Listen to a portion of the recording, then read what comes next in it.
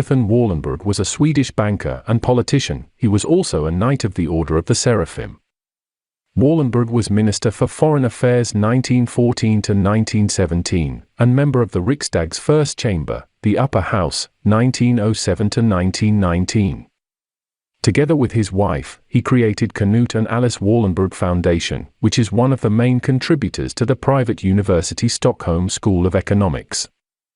Wallenberg was one of the founders of the Stockholm School of Economics, and is also seen as the founder of the community of Saltsjöbaden and an associated railroad.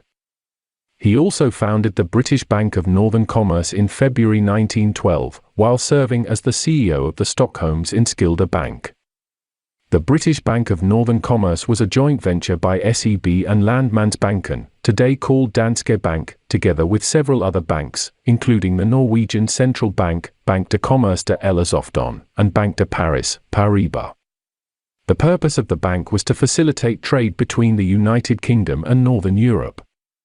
The bank financed Finland after the country achieved its independence from Russia in 1917–18, after the Russian Revolution, which of course had been orchestrated by the deep state. In October 1920, British Bank of Northern Commerce merged with C.J. Hambro and Sons, with the combined bank taking the name Hambro's Bank of Northern Commerce.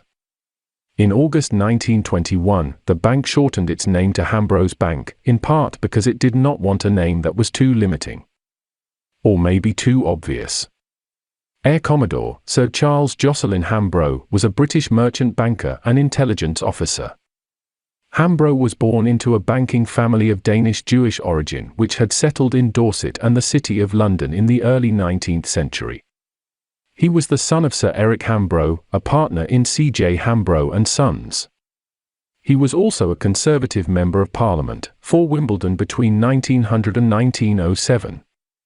He served for 2 years as an officer on the Western Front in the First World War, until demobilization. After initially training with the Guarantee Trust Company in New York City, where he and his wife lived with Harry Morgan, he joined his family bank C.J. Hambro and Sons, playing a large part in its merger with the British Bank of Northern Commerce in 1920, to form the Hambro's Bank in 1921. In 1928, only 30 years old, Hambro was elected into the Directorate of the Bank of England, and between 1932 and 1933, he worked on establishing the bank's Exchange Control Division, under the direction of Montague C. Norman, the Director of the Bank of England. In 1937, Hambro was asked to succeed Norman as director, but according to the official version, he turned it down as he was suffering from oral cancer, which he would later recover from. At the outbreak of the Second World War, Hambro was placed in charge of activities in Scandinavia, arranging smuggling, intelligence networks and sabotage operations. After the fall of France in June 1940, Hambro was made a colonel on the General Staff and was asked by Ronald Cross to join the Ministry of Economic Warfare, a cover organization for the Special Operations Executive, SOE. The SOE was charged with creating a spirit of resistance in occupied territories. Through his contact with Ebbe Munck, an anti-Nazi journalist, Hambro linked up with the Danish resistance, and was knighted as a Knight Commander of the Order of the British Empire for his work, in 1941. Hambro refused to accept any wages for his military work during wartime. Maybe, just maybe, because of less paper trails. Between December 1940 and November 1941, Hambro was also in charge of overseeing the French, Belgian, German, and Dutch sections of the SOE. From November 1941, he was also the deputy leader of the SOE for 5 months. In 1942, he succeeded in persuading the British and Norwegian organizations to form a planning commission, which was instrumental in devising Operation Grouse and Operation Swallow, important parts of the Norwegian heavy water sabotage missions. By this time, Hambro was on the executive committee of the SOE, and was promoted to Air Commodore. Roundel Palmer, now head of the SOE, appointed him to succeed Frank Nelson. His first major action as head of the SOE was to meet with Colonel William Joseph Donovan, the head of the OSS. Remember him from the previous episode? Wild Bill Donovan, the deep state operative who after his death was meant to take the fall for the murder of General Patton. Maybe just another coincidence. Later, a disagreement over actions in the Middle East led Hambro to resign in 1943.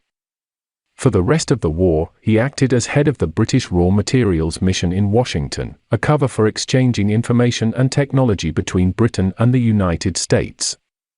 This was part of the operation which led to the detonation of the first atomic bomb in the Manhattan Project. During the war, Charles Jocelyn Hambro's children lived in Sweden with the Wallenberg family. During this time, they grew up together with Mark Wallenberg and Peter Wallenberg. By the middle of the war, however, they moved to the United States to live with the Morgan family.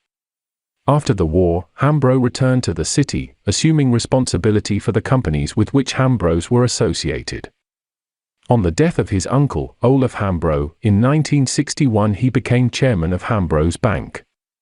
Whilst maintaining close connection to commerce in Scandinavia, he extended the bank's interests to Africa and Asia.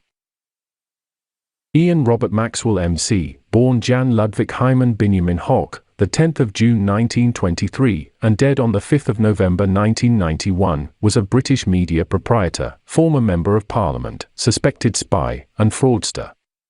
Originally from Czechoslovakia, Maxwell rose from poverty to build an extensive publishing empire. Early in his life, Maxwell, then an Orthodox Jew, escaped from Nazi occupation, joined the Czechoslovak army in exile during World War II and was decorated after active service in the British Army. Maxwell used his contacts with the Allied authorities in Germany to become the managing director of the United States and the British distributor of Springer Verlag, a German publishing house for scientific journals taken over by the Allies. Maxwell was funded initially, which kicked off his quick rise to power, by Sir Charles Hambro, who gave him a checkbook and loan facilities of what would be more than £350,000 today, on no collateral, provided by the deep state. Maxwell was their man. Springer Verlag then merged with the British Butterworth Publishing Company to form the Butterworth Springer Publishing Company. Maxwell then bought 3/4 of Butterworth Springer, while the remaining 1/4 was bought by the Jewish scientific advisor Paul Rosbaud. They then changed the company name to Pergamon Press. The sale was mediated by none other than Charles Hambro, according to British journalist Stephen Dorrell. Maxwell then led a flamboyant life, living in Headington Hill Hall in Oxford, from which he often flew in his helicopter, or sailing in his luxury yacht, the Lady Ghislaine. He was litigious and often embroiled in controversy. In 1989, Maxwell had to sell successful businesses, including Pergamon Press, to cover some of his debts. In 1991, his body was discovered floating in the Atlantic Ocean, having apparently fallen overboard from his yacht. He was buried in Jerusalem. Maxwell's death triggered the collapse of his publishing empire as banks called in loans. His sons briefly attempted to keep the business together, but failed as the news emerged that Maxwell had stolen hundreds of millions of pounds from his own company's pension funds. The Maxwell companies applied for bankruptcy protection in 1992. Regardless of what the details of his death really was, the cleanup operation of his dealings started immediately. To draw attention from the fact that Maxwell was deeply in bed with the deep state, and that he almost certainly handled their blackmail operations, they used the pension funds as a diversion. Standard operating procedure of the deep state. Leslie Herbert Wexner, born September 8, 1937, is an American billionaire businessman. Wexner grew a business empire after starting The Limited, a clothing retailer with a restricted selection of profitable items, and later expanded his holdings to include Victoria's Secret, Abercrombie & Fitch, Express Incorporated, and Bath & Body Works. Wexner announced, in February 2020, that he was transitioning from CEO of L Brands into the role of Chairman Emeritus. Wexner had a very close relationship with Jeffrey Epstein that began in the 1980s and continued until Epstein's death. Wexner allowed Jeffrey Epstein to run his business out of a house he owned and resided in whilst CEO of Victoria's Secret. In July 1991, Wexner granted Epstein power of attorney and also instated him as a trustee on the board of the Wexner Foundation. Access to beautiful women is an essential part to these kinds of operations. Victoria's Secret. Secrets indeed. Wexner was really in the same business as Robert Maxwell. The blackmail business. Jeffrey Epstein got control over the Wexner operation in the United States around the same time as Robert Maxwell fell off his boat and drowned. The fact that Epstein and Ghislaine Maxwell, the daughter of Robert Maxwell, had a very strange relationship might become a little more clear after this episode. Robert Maxwell had been grooming Ghislaine from a young age to someday take over his operations. She was, after all, his favorite child. He even named his yacht after her. The fact that Epstein was a disgusting molester and rapist has been put forth in the media as the aspect in focus. There is no question about that, of course he was, but we must look beyond the surface and see the big picture. In order to run this type of operation successfully, you'd have to be a pretty sick individual in the first place, and Ghislaine Maxwell is surely just as bad as Jeffrey Epstein, if not worse. To make a long story short, two arms of the blackmail businesses of the deep state was consolidated into one. Under new management. The main part of the operation probably took place at Epstein's Islands. Located in the U.S. Virgin Islands, known as Great St. James and Little St. James. These islands have been fairly untouched since Epstein's death in 2019, at least according to the media. Although we know for a fact that the FBI has combed through every square inch of them. We can speculate with pretty good certainty that whatever went on with Epstein, Maxwell and their prominent guests on the island, that everything was being filmed and recorded. Visitors to the island include royalty, heads of state, politicians, actors, tech billionaires, musicians, scientists, and so on. When Epstein died, and Maxwell went into hiding, who took control of the materials? I guess we will find out, sooner or later. We all know that Prince Andrew was deeply compromised by Epstein and Maxwell, as they trafficked young girls for his benefit. The lawsuit against Epstein and Prince Andrew by Virginia Giuffre shines a light at this fact, and is aimed at laying the foundation in the public's mind for what is coming. Let's expand a little bit more. After two travel logs from Epstein's private jet with her name on them were released by the court, British writer Clementine "Clemmy" Hambro, a great-granddaughter of Sir Winston Churchill, accompanied Epstein on at least 2 trips, one of which was to his private island. She is of course also related to Charles Jocelyn Hambro. Clementine Hambro was also a bridesmaid to Diana, Princess of Wales, at her wedding with Prince Charles. Prince Charles also had his fingers stuck deep inside the dealings of paedophile Jimmy Savile. Savile is, however, another story, but perhaps similar in nature. There is also a connection between Epstein, Maxwell, and the Swedish royal family. That connection goes through the Swedish deep state establishment. Barbro Enbom is the daughter of the head of department at the National Audit Office, Bertil Enbom, and Dr. Astrid Gronstedt. During her career, she has worked to promote Swedish-American business collaborations, especially in life science. She has done this not only in her profession as an investment banker, but also at the Swedish-American Chamber of Commerce. Enbom has many years of experience in marketing and finance, both in the pharmaceutical industry and entrepreneurship for start-up companies. Barbro Enbom graduated from the Stockholm School of Economics in 1967. She has pursued doctoral studies at the School of Business and Columbia University.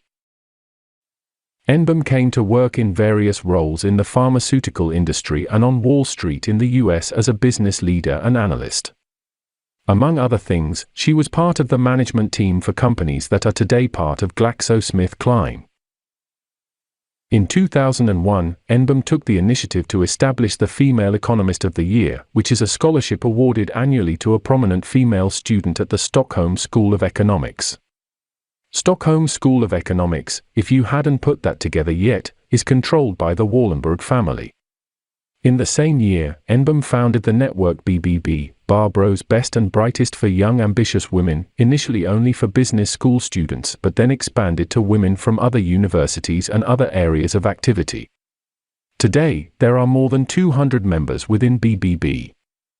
The scholarship received the equivalent of at least 1.5 million Swedish krona in donations from Jeffrey Epstein between 2001 and 2014. Stockholm School of Economics terminated its collaboration with NBIM in 2020 in connection with remarks about the Female Economist of the Year's connection to Jeffrey Epstein. In 2022, accusations were made that NBIM had invited several scholarship recipients to meet Epstein. As his conviction was made public, the school downplayed his involvement and continued receiving money. Barbro Enbom, the founder of the scholarship, repeatedly invited young Swedish women to Epstein's luxury home in New York. Dress code: bare legs. Swedish newspaper Dagens etc. revealed new information regarding the decisions made by the School of Economics and confirmed that Epstein approached several of these Swedish women, urging them to find new potential victims. Another way to put it is that they were testing these women to see who could be useful in the blackmail business. High moral fiber is not something that they look for. Like we've said before, access to beautiful women is essential, especially if you can find those with questionable morals. What is the connection to the Swedish royal family? On June 27, 2014, the court announced Swedish Prince Carl Philip and Sofia Hellqvist's engagement. The couple had met in Båstad 5 years earlier, and Sofia was already considered part of the family. The woman who made sure that Sofia had ample coaching before the marriage with the Swedish prince was Barbro Enbom. Barbro Enbom had for a long time been Princess Sofia's mentor. They still have close contact, and Enbom is always a guest when the prince and princess have large parties. Just coincidences, of course. The blackmail business of the deep state is a very old phenomenon. Just to make this very clear, how surprised would you be if we could trace this type of business further back in time?